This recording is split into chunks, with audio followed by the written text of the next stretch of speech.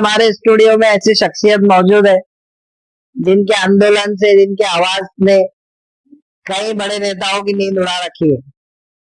राजेंद्र पातोड़े जी, जो वंचित बहुजन आघाड़ी के महाराष्ट्र राज्य प्रदेश सचिव है, रिसेंटली उन्होंने अकोला तथा आसपास के इलाकों में वाटर डिस्ट्रीब्यूशन, शिक्षा और भ्रष्टाचार के मुद्दों को लेकर कई बड़े आंदोलन किए हैं और जबरदस्त आंदोलन किए। आज उन्हीं से सुनते हैं अकोला की स्थिति। वेलकम करते हैं उनका। So, how are you, sir? Welcome to Spot On Unfiltered. बहुत अच्छे हैं, thank you. So we will start from beginning. आपने अपने जीवन में सबसे पहला जन संघर्ष कौन सा लड़ा था? कई सारे जन संघर्ष है कि जिनकी मतलब हम लोग जिस कम्युनिटी को बिलोंग करते हैं, जहाँ से हम लोग आते हैं, जी। तो जन्म के साथ संघर्ष है।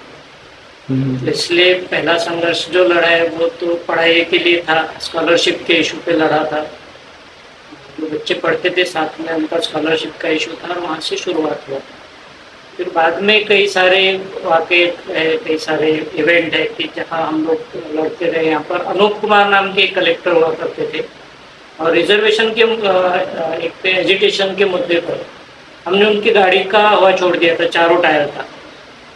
तब हम लोगों पे उन्होंने डकैती का गुना दाखिल किया था। तो ये पहला आंदोलन था कि जो बहुत बड़ा था। उसके बाद सुशील कुमार शिंदे जब चीफ मिनिस्टर थे, यहाँ मेडिकल कॉलेज का इनॉग्रेशन के लिए वो आए थे और हमारी भी मांग थी तब, भारिप बहुजन महासंघ था, भारिप की तरफ से जो मांगे थी कि यहाँ का जो मेडिकल कॉलेज है उसका नाम जो है वो पंजाब राव जी देशमुख जो है पहले एग्रीकल्चर मिनिस्टर थे इंडिया के, उनके नाम पे रखा जाए, ये हमारी मांग थी। और उसके लिए हम लोगों ने एजिटेशन किया था, उनको अंडे मारे थे, तब भी गुनाह दाखिल हुआ था। तो कई सारे केसेस हैं कि जो लगातार पब्लिक के इशू पर हम लड़ रहे थे और उसके ऊपर चलते रहा। ये जर्नी कब से शुरू हुई थी आपकी? लगभग 92 से मैं काम कर रहा हूँ। 92 में पहले वार्ड शाखा का प्रेसिडेंट बोल के काम करता था, कृषिनगर का 12 नंबर की शाखा थी तब, भारिप बहुजन महासंघ की, और वहाँ से ये शुरुआत हुई थी। इसके पहले मैं कराटे की फील्ड में था। कई सालों तक मार्शल आर्ट कर रहा था और इंटरनेशनल गोल्ड मेडल लाने के बाद इंटरनेशनल गोल्ड मेडल, पहला गोल्ड मेडल है मेरा इंटरनेशनल। भंते सुरई ससाई जो है नागपुर के, उन्होंने वो इवेंट ऑर्गेनाइज किया था जिसमें नेपाल, जापान, चाइना, म्यांमार, ऐसे कई सारे कंट्री के लोग थे, पार्टिसिपेंट थे और उसमें गोल्ड मेडल था। लेकिन उस वक्त कराटे जो था, कराटे को एज अ स्पोर्ट वैलिडेशन नहीं था महाराष्ट्र गवर्नमेंट की वजह से। कब का बात है ये 92 का। आज है इसको? अभी भी नहीं है। कराटे अभी स्कूल गेम में आया है लेकिन उसको वैलिडेशन नहीं है। जूडो को मिला है, ताइक्वांडो को मिला है। स्पोर्ट्स छोड़ के राजनीति में कैसे आपकी एंट्री हो गई? देखिए, हमारे मुल्क का सिस्टम जो है वो जमहूरियत वाला सिस्टम है, डेमोक्रेसी वाला सिस्टम। और आप राइट साइड चलोगे या लेफ्ट साइड चलोगे, ये तय करने वाली सिस्टम जो है वो डेमोक्रेसी में पॉलिटिक्स से आती है। और इसलिए डॉक्टर बाबा साहब आम्बेडकर ने जो कहा था कि अगर आपको इस मुल्क का निज़ाम बदलना है, दस्तूर बदलना है, तो उसके लिए आपको पॉलिटिक्स के अलावा और कोई अच्छी फील्ड नहीं है। और इसलिए वो इंस्पिरेशन लेके हम लोग यहाँ जुड़े थे। उर्दू काफ़ी अच्छी बोल लेते हैं आप, कहीं से सीखे उर्दू? मेरे जो दोस्त थे वो सारे मुस्लिम कम्युनिटी को बिलोंग करते थे और तब कई सारी सभाओं में जाने के बाद ये समझ में आने लगा था कि अगर आपको किसी कम्युनिटी से डायलॉग करना है तो उसकी ज़बान सीखनी पड़ेगी। और इसलिए फिर अलिफ बे से शुरू किया था। अच्छा। लगभग 3 महीना उर्दू सीखा। कोई उस्ताद थे आपके? थे, एक उस्ताद थे, जनता बाजार में आते थे। अच्छा। उनसे सीखा हूँ। अपार्ट फ्रॉम स्कूल एजुकेशन आप वो उर्दू सीखते थे? जी। अच्छा। महाराष्ट्र और ख़ास तौर से विदर्भ और अकोला ही आपके लिए क्यों खास है? देखिए, अकोला ऐसा सिटी है कि जो पूरे इंडिया का सेंटर है। दूसरा, इसको एक बहुत बड़ा हिस्ट्री है। मतलब अकोला जो है, तो अकोला बहुत पुराने ज़माने से एक हिस्ट्री में बहुत उम्दा नाम रखने वाला शहर है। यहाँ एक अलग तहजीब है। कुछ सालों में वो बिगाड़ने की कोशिश हो रही है, लेकिन यहाँ की जो तहजीब है वो तहजीब किसी एक कास्ट कम्युनिटी को बिलोंग नहीं करती है। तो यहाँ पर जिस तरह के लोग हुए हैं पहले, मतलब यहाँ से जब शुरुआत हुई है, तो मैंने हाल ही में एक किताब लिखा हूँ। किताब का नाम था अकोला पैटर्न। अकोला पैटर्न। जी। तो वो अकोला पैटर्न में ऐसी कई सारी चीज़ें आ चुकी है कि जिसमें लोगों को ये लगता है कि एक पर्टिकुलर कम्युनिटी के लोग, एक पर्टिकुलर कास्ट के लोग और एक पर्टिकुलर पार्टी के लोगों ने इस देश के स्वतंत्र का आंदोलन चलाया, लेकिन ये झूठ है। मैंने जो किताब लिखा है उसमें दलित कम्युनिटी से लोग भी हैं जिनको 3-3 साल का सज़ा हुआ है एजिटेशन करने के लिए, देश को आज़ादी दिलाने के लिए। राइट। और जिसको रहने के लिए घर नहीं, जिसको अपना कोई व्यापार नहीं, उसको रोजी रोटी चलाने के लिए रोज जीने मारने का संघर्ष करना पड़ता है, ऐसे लोग भी 3-3 साल की सज़ा काट के आ चुके हैं। तो ये बहुत बड़ी बात है कि आपके अंदर जो जज्बा है इस मुल्क के लिए, वो कभी लोगों के सामने नहीं आया था, और वो इस बुक में मैंने लाया हूँ। और इसलिए यहाँ की पॉलिटिकल हो, सोशल हो, अकोला जो है, अकोला हमेशा इस देश की राजनीति के लिए, सोशल इवेंट के लिए और खासकर जो व्यापार है यहाँ का उसके लिए एक बहुत बड़ा सेंटर था। वो मतलब जब मुगलों का रास्ता तब भी था और उसके पहले भी था। मतलब ये सिल्क रोड से मिला हुआ था। यहाँ से बरहानपुर जाने के लिए जो रास्ता था वो व्यापारियों का आने जाने का रास्ता था। इसलिए आप देखते हो कि पातुर है, बालापुर है, अकोला के भी अलग अलग एरिया में जो दरवाजे बने थे, उसको जिस एरिया की तरफ वो जाता था उसका नाम दिया गया था, वो परकोट बना था। और ये निशानी थी इस शहर की कि हम हमारे फ्यूचर में तो बहुत आगे जाने वाले हैं, लेकिन हमारा जो पास्ट था वो भी बहुत बढ़िया था, और इस लिहाज से अकोला हमारे लिए खास है। पानी का मुद्दा और विशेषतर जल वाटर डिस्ट्रीब्यूशन की अनियमितताओं को लेकर आपके संगठन निरंतर रूप से आंदोलन कर रही है। क्या आपको लगता है प्रशासन और डिपार्टमेंट इसको जानबूझकर नज़रअंदाज कर रहे हैं? नहीं, देखिए, यहाँ प्रशासन नाम की कोई चीज़ नहीं है। अकोला में प्रशासन एक पर्टिकुलर पार्टी चलाती है। अच्छा। वो है बीजेपी। यहाँ के बीजेपी के एमएलए जो है, यहाँ के उनके जो सांसद हैं, वो जिस तरह से चाहते हैं उस तरह से शहर का दस्तूर चलता है। मतलब आप अगर देखोगे कि इस शहर में जो पुल बना हुआ है, फ्लाईओवर जो बना है, उस फ्लाईओवर के नीचे अंडरग्राउंड रास्ता निकाला गया, राइट, जो कि शहर के लिए मौत का कुआं बन चुका है। यहाँ के जो एमएलए है वो जाके उसका वीडियो खींचते हैं और ऑफिसर्स को भेजते हैं कि आप देखो कि यहाँ पानी भर चुका है।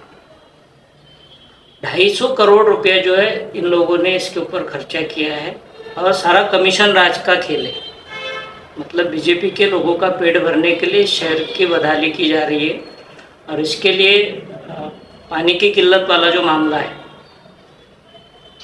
लगभग 2004 से अभी 20 साल हो चुके हैं। बीजेपी का यहाँ पर सांसद है, कई बार उनकी सत्ता आ चुकी है, अब भी 11 साल से वो सत्ता में है, लेकिन ना तो शहर की पानी का प्रॉब्लम सॉल्व कर पाए, ना रास्तों का प्रॉब्लम सॉल्व कर पाए, ना यहाँ की शिक्षा का प्रॉब्लम सॉल्व कर पाए। आज भी बच्चे जो है पढ़ने के लिए, नौकरी के लिए पुणे बम्बई जाने के लिए मजबूर है। राइट। ग्रामीण क्षेत्र के वाटर डिस्ट्रीब्यूशन के लिए 48 लाख से ज़्यादा खर्च करने के बाद भी आज भी लोग पानी के लिए तरस रहे हैं। ये 48 लाख जो है एक गांव का है। अच्छा। 2500 करोड़ रुपए जो है पूरे अकोला डिस्ट्रिक्ट के लिए अलग अलग स्कीम के लिए मंजूर हुआ है। जल जीवन मिशन नाम से एक सेंट्रल गवर्नमेंट ने मिशन चलाया है कि हर घर में 55 लीटर पानी हर फैमिली को मिलेगा, और वो उसके घर पर नल लगाकर मिलेगा, ऐसा बताकर ये स्कीम शुरू हुई है। 2500 करोड़ रुपए जो अकोला का बजट है। क्या इसमें अधिकारी करोड़ में भी ओके यहाँ पर सिस्टम ये बना है कि बीजेपी ने वाईकॉम नाम की एक कंपनी जो है दिल्ली से भेजी है, ये सारा वैल्यूएशन करने का जिम्मा उनका है।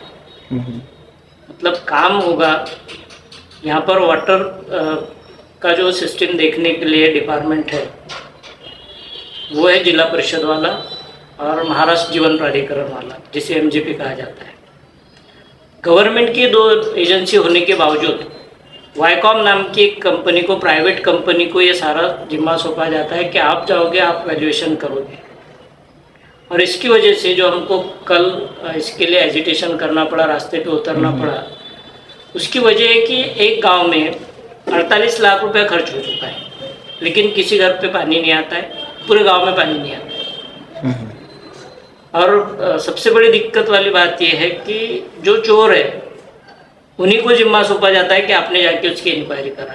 तो इसमें क्या अधिकारियों की गलती है या नेताओं की मिली भगत है? सारी मिली भगत है, कमीशन राज है, लोगों से पैसा ऐंठने के लिए जो कॉन्ट्रैक्टर है वो और अधिकारी मिल चुके हैं। क्योंकि महाराष्ट्र में पिछले 4 साल से महापालिका के चुनाव नहीं है, यहाँ पर ऑफिसर राज है, जो अंग्रेज जिस तरह से चलाते थे अब काले अंग्रेजों का राज है।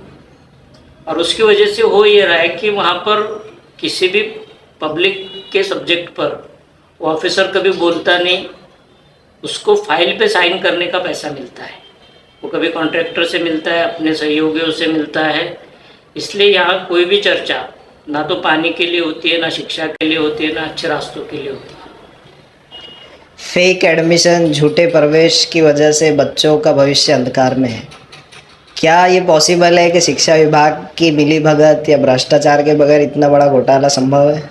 इसमें 2 चीज़ें हैं जिसका एजिटेशन परसों हमने किया, जो हमने सामने लाया वो है आश्रम शालाएं, जहाँ पे रेसिडेंशियल स्कूल होता है और अलग SC ST कम्युनिटी के जो बच्चे होते हैं, मार्जिनलाइज पीपल जो होती है, उनके बच्चों के लिए वो रेसिडेंशियल स्कूल होता है, उसका एडमिशन का है। उसके लिए ग्रांट जो है 2200 रुपया हर महीने का और 22,000 रुपये 1 साल का एक बच्चे के ऊपर गवर्नमेंट खर्च करके वो पैसा उनको मिलता है। हो ये रहा है कि अभी यूडाइस सिस्टम आया हुआ है एजुकेशन सिस्टम में कि आपके बच्चे का आधार कार्ड जो है वो लिंक हो है। उसके बाद सरल नाम की एक सिस्टम जो है वो भी जनरेट हो चुकी है कि अगर बच्चा प्रमोट होता है किसी क्लास में तो वो सरल सिस्टम से वो अपने आप अपग्रेड हो जाता है। मतलब यूडाइस में सारे बच्चों का आधार कार्ड लिंक है, आप उसका आधार कार्ड डालोगे तो उसके सारे डिटेल्स गवर्नमेंट को मिल जाते हैं। इसके बावजूद वो ये रहा है कि सरल प्रणाली है, यूडाइस सिस्टम है, और उसके बाद इनके आधार कार्ड जो है वो मिसमैच होते हैं, और मिसमैच का एक नया सेक्शन इन लोगों ने बना के रखा हुआ है जिस पे गवर्नमेंट ध्यान नहीं दे रहा है, एजुकेशन सिस्टम ध्यान नहीं दे रहा है। और उसकी वजह से कई बच्चे ऐसे हैं कि जिनका एडमिशन 2-3 जगह हो रहे हैं। एक जगह तो जहाँ वो पढ़ रहा है वहाँ उसका एडमिशन है, उसके माता पिता को पता है कि ये बच्चा मेरा यहाँ पढ़ रहा है, लेकिन जहाँ 2-3 जगह फेक जो एडमिशन हो रहा है वो हो रहा है आधार कार्ड के ऊपर। हमने अभी जो परसों प्रेस वार्ता की है उसमें ये सारी चीज़ें प्रेस के सामने भी रखी है कि 3 बच्चे हमारे पास ऐसे आए कि जो ऑलरेडी मदर टेरेसा नाम की स्कूल में पढ़ रहे थे, अपर KG में थे, और सेम टाइम उनका एडमिशन जहाँ बसु नाम की बार्शी टाकली की एक सुमनताई नाइक जो आश्रम शाला है उसमें उसका एडमिशन है। उसके माता पिता को पता नहीं, बच्चे को पता नहीं। अब उनके साथ दिक्कत ये हो रहा है कि अगर वो पिछले साल पहले स्टैंडर्ड में पढ़ रहे थे, पहली क्लास में पढ़ रहे थे, तो उनको इस साल 2nd क्लास में एडमिशन कराना पड़ेगा। मतलब बच्चे का फ्यूचर खत्म हो गया। राइट, इसके लिए जिम्मेदार कौन है? जिम्मेदार सिस्टम है और पॉलिटिकल पार्टीज है जो सत्ता में थी। क्या सबके मिलीभगत है? बिल्कुल है। आप अगर तो देखोगे तो कांग्रेस राष्ट्रवादी के जो नेता है इन्हीं की सारे इंस्टीट्यूट है। अगर आप अगर एजुकेशन सिस्टम में देखोगे तो 75% जो संस्था है वो कांग्रेस राष्ट्रवादी के नेताओं की है, और जिसकी वजह से कांग्रेस डूब चुकी है। अब जो बचा है वो खत्म करने का काम बीजेपी और शिवसेना वाले कर रहे हैं।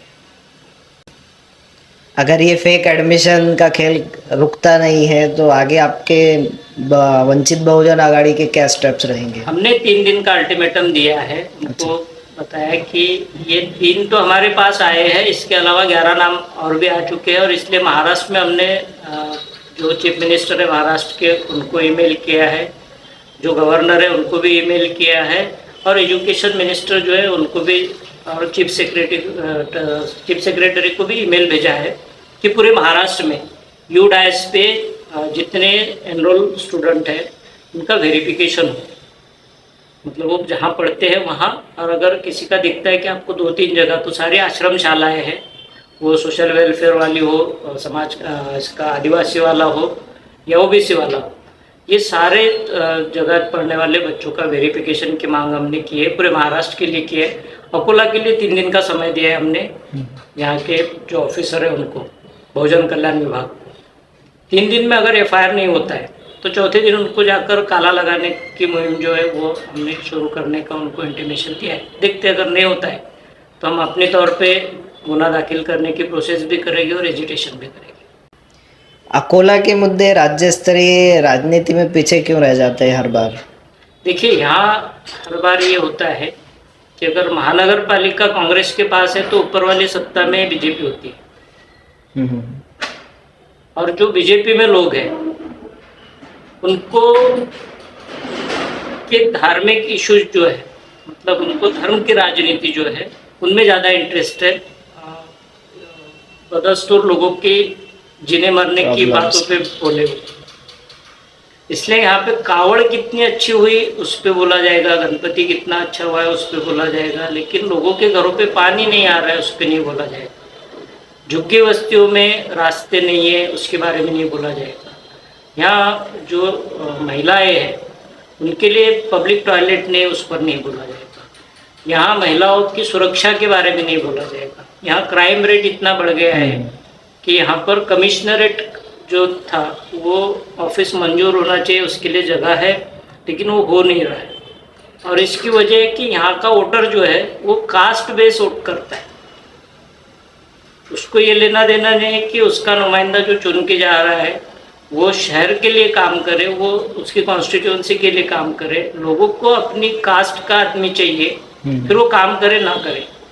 कुछ लोग हैं कि जो ये सिस्टम बदलने की कोशिश करते हैं, कास्ट के बाहर जाकर काम करने की कोशिश कर रहे हैं। 1-2 लोग अकोला में भी है कि जो करना चाहते हैं, लेकिन उनको लेबलाइज किया गया कि आप मुस्लिम कम्युनिटी से हो तो फिर आप मुस्लिमों का ही रहनुमाई करोगे, आप बाकी लोगों की नहीं कर पाओगे।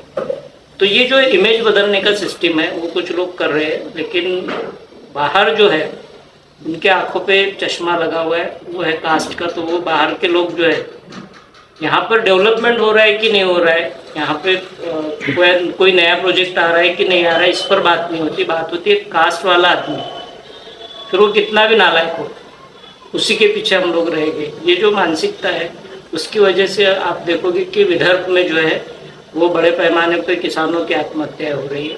यहाँ नौजवान बच्चे, उनके हाथों को काम नहीं है। यहाँ शिक्षा के लिए आज भी हमको बाहर जाना पड़ता है या बच्चों को बाहर भेजना पड़ता है। तो ये सबसे बड़ी दिक्कत जो है यहाँ के वोटर की है कि वो नहीं चाहता है कि उसका डेवलपमेंट हो। अभी आपकी नज़र में सबसे बड़ा जनसंघर्ष वाला मुद्दा कौन सा है अकोला में?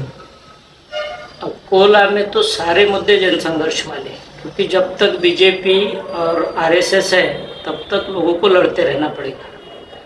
उसकी सबसे बड़ी वजह ये है कि अभी उन्होंने जो नया कानून लाया है, जन सुरक्षा विधेयक नाम से, उस कानून को, जो पोटा का कानून बना था जब बीजेपी 98-99 में थी, उस समय का जो पोटा कानून बना था उसका अपडेटेड वर्जन अब महाराष्ट्र में आ चुका है। अब किसी भी कम्युनिटी के ऊपर जाकर पुलिस किसी भी एफआईआर के सिवाय उनको अरेस्ट कर सकती है, उनका प्रॉपर्टी सीज कर सकती है। आपके घर पर अगर उनको लगता है कि कोई किताब ऐसी है कि जिसको बैन किया जा सकता है तो उसको बैन करेगी, आपको बैन करेगी, आपकी संस्था को बैन करेगी। ये कानून जो है महाराष्ट्र में लागू हो चुका है। अब उसके बाद जो कार्रवाई शुरू होगी वो पोटा वाली कार्रवाई। इस कानून का फायदा किसको होने वाला है? ये तो अर्बन नक्सलाइट के खिलाफ ये कानून लाया गया, ऐसा गवर्नमेंट बोल रही है। इसका फायदा सिर्फ बीजेपी को लेना है। कैसे? राष्ट्रीय स्वयंसेवक संघ को लेना है, आरएसएस को लेना है। देखिए, दिक्कत ऐसी है कि इस मुल्क में आईपीसी और सीआरपीसी नाम के कानून है, और उसमें प्रोविजन है कि अगर कुछ गुनाह होता है तो उसका एफआईआर होगा तो पुलिस को 48 घंटे के अंदर कोर्ट में पेश करना पड़ेगा। फिर आप कितना भी बड़ा गुनाह कर लो, मतलब कसाब अगर बाहर से आकर भी यहाँ किसी की जान लेता है तो उसका ट्रायल चलेगा, उसको आप अपनी तरह से सज़ा नहीं दे सकते हो। ये अकेला कानून बना है कि जिसमें कोई एफआईआर नहीं होगा, पुलिस किसी को आंसरेबल नहीं है। पुलिस अच्छा। किसी भी आदमी को अगर अरेस्ट करती है तो उसकी प्रॉपर्टी सील करती है, उसका बैंक अकाउंट सीज करती है, तो पुलिस आंसरेबल नहीं है। तो ये सबसे बड़ी दिक्कत है कि अगर आपको ह्यूमन राइट है, आपको कॉन्स्टिट्यूशनल राइट दिए, तो फिर आपको पुलिस जो है अपने तरीके से इन्वेस्टिगेट नहीं कर सकती है, पुलिस आपको अपने तरीके से अरेस्ट नहीं कर सकती और आपको डिटेन भी करके नहीं रख सकती।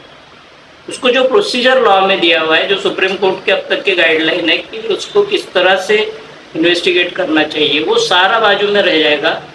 और पुलिस को लगता है कि आप अगर अपराधी हो तो पुलिस आपको सीधे अपने कस्टडी में रखेगी, जिसकी कोई सुनवाई नहीं होगी।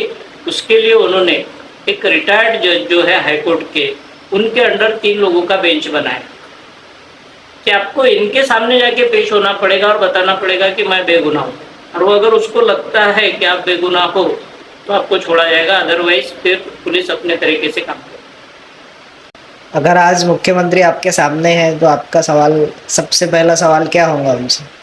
सबसे पहला सवाल ये होगा कि भाई आप काली टोपी जो है आरएसएस वाली, वो छोड़ के आप इस पूरे महाराष्ट्र का निज़ाम चलाने के लिए आपको लोगों ने चुन के दिया है। आपको ये भूलना पड़ेगा कि आप संघ के हो। संघ वाली टोपी निकाल के, संघ वाला चश्मा निकाल के उनको कॉन्स्टिट्यूशन के हिसाब से ये महाराष्ट्र चलाना चाहिए। ये पहला सवाल हम लोग उनसे पूछेंगे, क्योंकि ये सारे लोग हर बार डॉक्टर बाबा साहब अम्बेडकर का नाम लेते हैं, संविधान का नाम लेते हैं, लेकिन सारे काम जो है वो संविधान के खिलाफ करते हैं। इसलिए उनको उनकी जिम्मेदारी का एहसास दिलाने वाला सवाल ही हम लोग पूछेंगे। कुछ बड़े बड़े आंदोलन भी आपने किए हैं, कभी ऐसा हुआ है किसी बड़े राजनेता से या अधिकारी से आप पर दबाव बनाया गया है कि आपका आंदोलन पीछे लिया जाए? नहीं, अभी सिस्टम ये बना है कि किसी भी आंदोलन से कोई भी अधिकारी प्रेशराइज नहीं होता है, क्योंकि उसको पता है कि जब जांच होगी तो बचाने वाले उन्हीं के लोग। तो इसलिए आप देखो कि बहुत बड़ा हादसा हो जाता है, बहुत बड़ा करप्शन हो जाता है, बहुत लंबा एजिटेशन होता है। मतलब मराठा समाज ने जो है तो पिछले समय वर्ल्ड रिकॉर्ड करने वाला आंदोलन पूरे महाराष्ट्र में किया।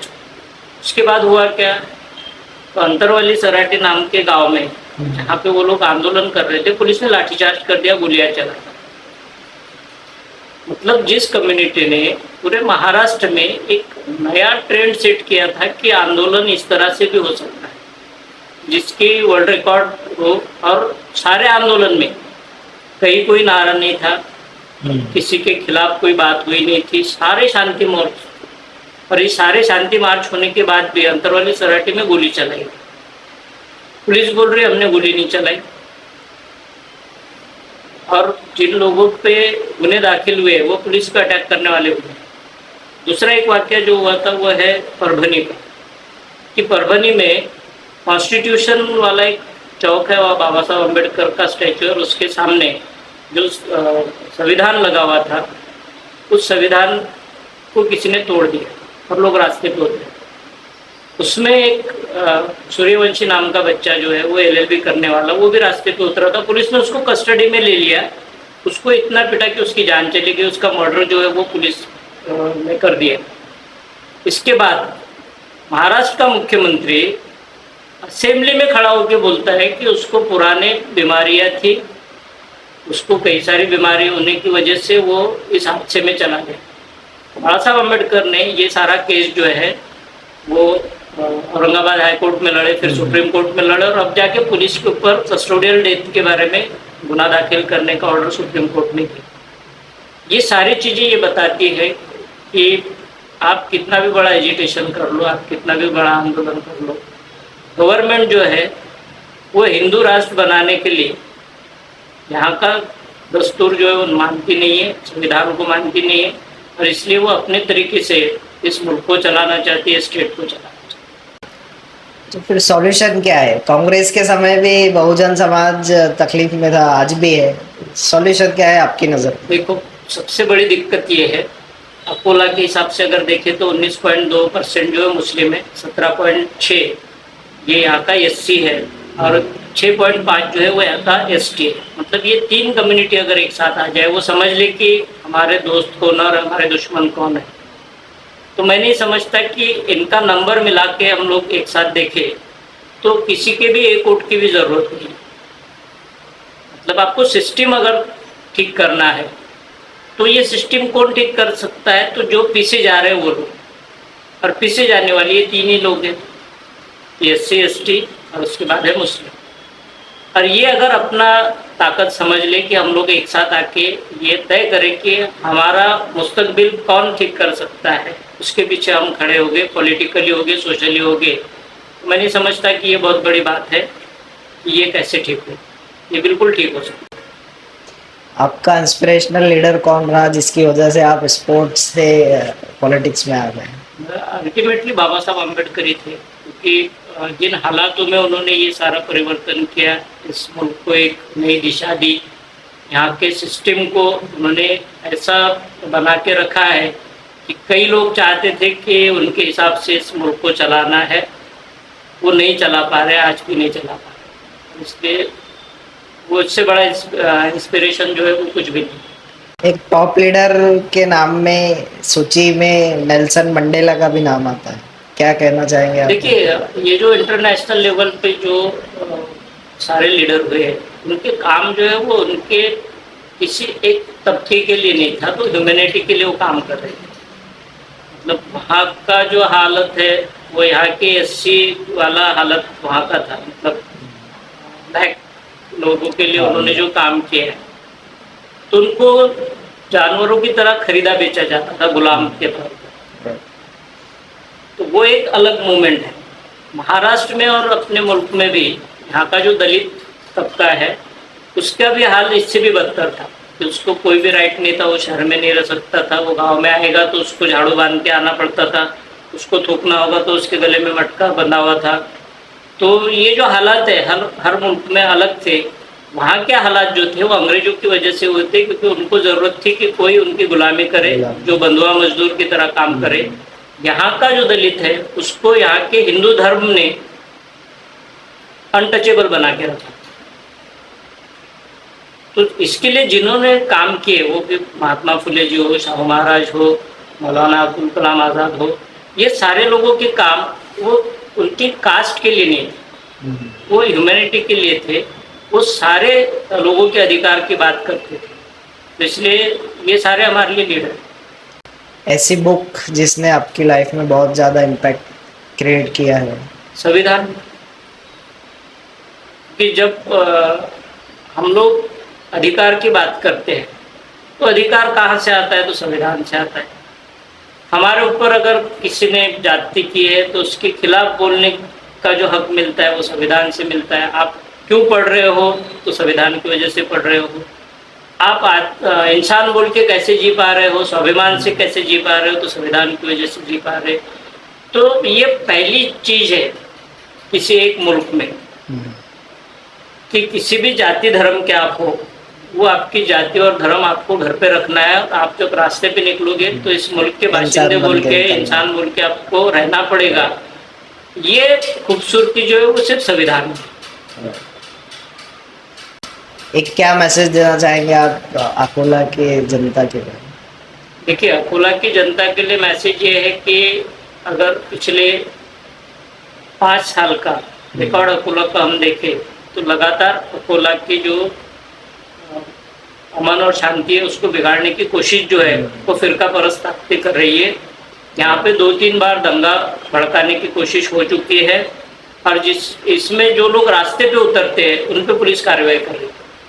मतलब पिछला जो एक वाकया हुआ था कि एक पोस्ट आता है सोशल मीडिया पे, फिर लोग जाके पुलिस स्टेशन पे पुलिस को बोलते हैं आप कार्रवाई करो, पुलिस कार्रवाई नहीं करते, फिर लोग पुराना शहर जाते तो किसी एक का मर्डर हो जाता। कार्रवाई किस पे होती है? तो सिर्फ मुस्लिम कम्युनिटी के 175 लोगों पे कार्रवाई। लेकिन वो पहला पोस्ट किसने डाला था जिसकी वजह से ये दंगा भड़का, इसकी वजह से इसकी शुरुआत हुई, ये देखा नहीं जाता है। और ये महाराष्ट्र में बहुत आसान हो गए। पहले आपको दंगा करवाना है तो किसी पर्टिकुलर धर्म के अलग अलग जो प्रार्थनाएं करने वाली जगह है उसके बाहर जाके बम फोड़ना पड़ता है। अब उसकी जरूरत नहीं, आप सोशल मीडिया पे एक पोस्ट डालो, दंगा शुरू हो जाता है। कौन है इसके पीछे, क्या लगता है? यहाँ का राष्ट्रीय स्वयंसेवक है, यहाँ का बजरंग दल है, यहाँ की बीजेपी है, ये सारे दंगे वही करवा रहे। गवर्नमेंट स्पॉन्सर सारे दंगे हैं, गवर्नमेंट स्पॉन्सर, बिल्कुल गवर्नमेंट स्पॉन्सर दंगे हैं। यहाँ का पुलिस महकमा जो है ना, उसकी जो क्वालिटी है, पुलिस को अगर ईमानदारी से काम करने दिया जाए तो पुलिस 15 मिनट में आपके घर से बाहर जो चोरी हो गई ऐसी चप्पल भी वो ढूंढ के ला सकते। लेकिन ये 6 महीने में 51 जगह महाराष्ट्र में दंगा हुआ और अचानक नीतीश राणे जाता है, कहीं भाषण दे देता है, दंगा हो जाता है। संग्राम जगताप नाम का राष्ट्रवादी का एमएलए जाता है और पिछले हफ्ते ही दंगा हो गए